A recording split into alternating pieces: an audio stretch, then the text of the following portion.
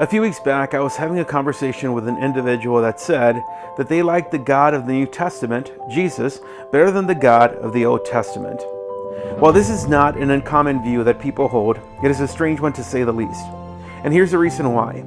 In order for you to like one and not the other has to assume that they are different individuals in divine character, meaning that the Trinity is not intact and Jesus the Son holds different views than God the Father.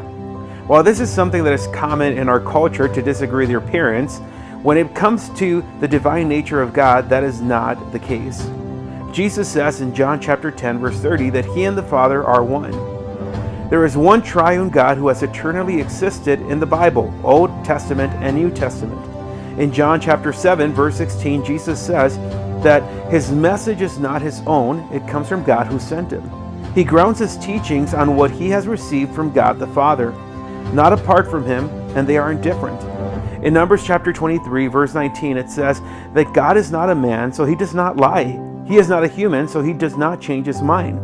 Meaning that if you see the God of the Old Testament as malevolent in contrast to Jesus, who is revealed as God incarnate in the New Testament, you have either misinterpreted what the Old Testament records or have a misunderstanding of Jesus' life and teachings.